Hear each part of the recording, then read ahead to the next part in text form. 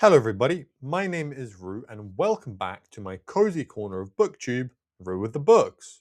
It's no big secret that I enjoy booktube content, following a good few content creators on our humble platform, and in the past I have stumbled across the PhilGotBooks channel, and overall he seems like a nice, chill dude.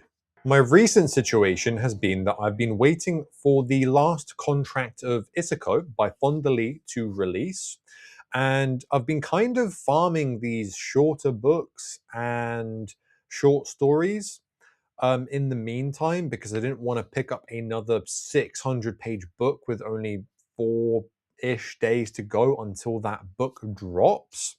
And lo and behold, Phil Got Books releases his novella, Restarting, right when I want to read something nice and short and sweet. So I decided to pick up the Kindle edition of this book and give it a shot.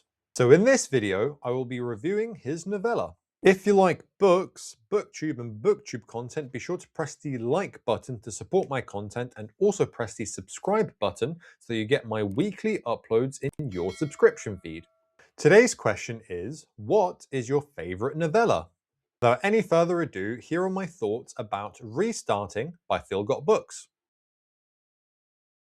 This book follows Joe Schmo, and yes, that is his actual name. One humble day, this weird blob thing called Charles appears and makes himself present to Joe. And Charles is one bootylicious blob who nobody else can see. And Charles tasks Joe with overcoming his life's obstacle. The kicker is, Joe only has 1 week to accomplish this goal. Otherwise, both himself and Charles will be terminated. Neither of them know what Joe's life obstacle is, so there's no cheats and hacks. He has to kind of just figure things out himself. But to make Joe's tasks just a smidge of a bit easier, he has 5 restarts that he can use, which will restart the day at a moment of Joe's choosing. So he can go about specific interactions in different ways, or just, completely have a different day, try and figure things out. But anyway, yes, I think you get the idea. This book is pretty funny, and there are multiple styles of humor at play. I appreciated that Phil Got Books has not taken this too seriously by any means, being very tongue-in-cheek about this whole novella that he's written. Phil Got Books crams multiple jokes per 5 to 10 minute chapter, and I would probably class this as a comedy book. That is, in some senses, like a magical realism, contemporary fiction as well. There are some diabolically awkward conversations between characters in this book, which have you cringing so hard from the comfort of your chair. This is not a negative. It's kind of like horror is a means of evoking fear in a safe environment. This book kind of trains those traumatic conversations into your brain so that you know it can never be quite as bad as what Joe has gone through. There are some very silly little scenes that have you giggling if this humor is up your alley, and the frequency of the jokes, as I've mentioned, is incredibly high. So there's something every page or two that is intended to keep things light and fun. And yeah, so I enjoyed the humor in this book. This book also has a bit of action within it. Joe Schmo is no superhero by any means, and this book doesn't dedicate itself to like sword and shield fantasy levels of action. As I previously mentioned, this book doesn't take itself too seriously, and the action is involved in that kind of element. Joe is a regular dude, and in trying to overcome his life's obstacle, he does try to push himself out of his comfort zone, be maybe a little bit braver, a bit more chaotic than he typically would be, and he does some pretty risky things at times. But as you may have seen by the book cover, he's just a dude with a baseball bat in this book. It's pretty limiting, but the action isn't the main focus. Phil makes do with what he has, and the action is, best of all and most importantly, fun. It's short, it's sweet, and fairly rewarding, allowing dialogue to flourish between his characters afterwards.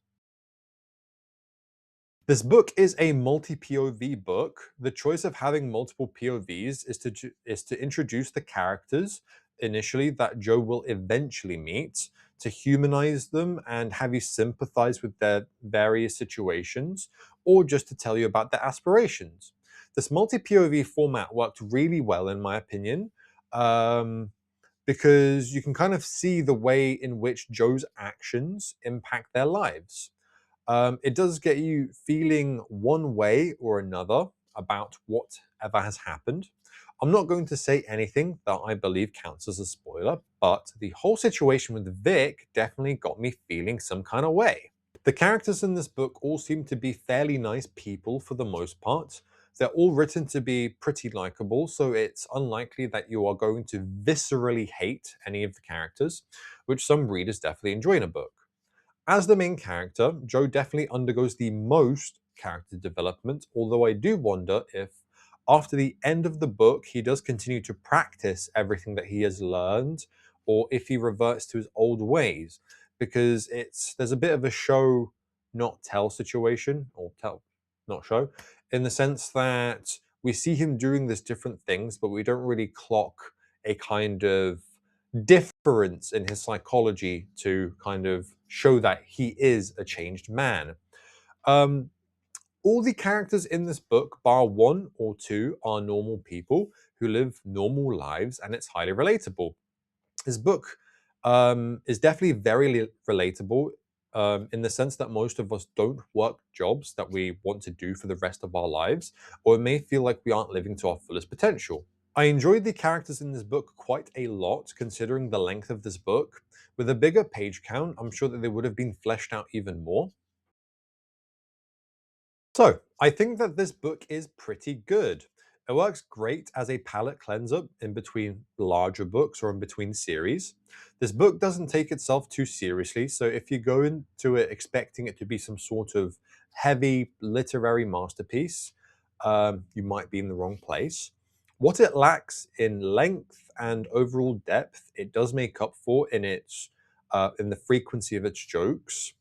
Whether they land or not is up to you and your humor, but they did for me, which is a bonus. This book does have its themes, it's relatable on many levels, and it's a good book for a regular person that just wants to read something short and sweet, or maybe isn't super invested in reading as a hobby as of yet.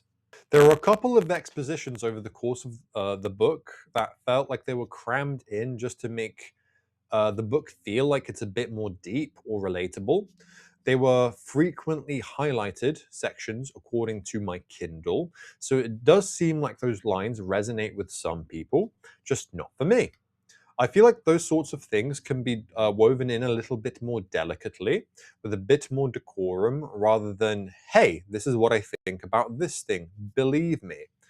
But to be honest, this is Phil's first book, and those sorts of things take practice. So yeah, thank you, Phil, for writing this book. It landed at a pretty perfect time for me to pick it up, and right when I wanted some palate cleansers. I wouldn't have even minded if this book was an extra 100 pages or so. I was really enjoying just how fun this book was. Overall, I rate Restarting by PhilGotBooks 4 stars out of 5.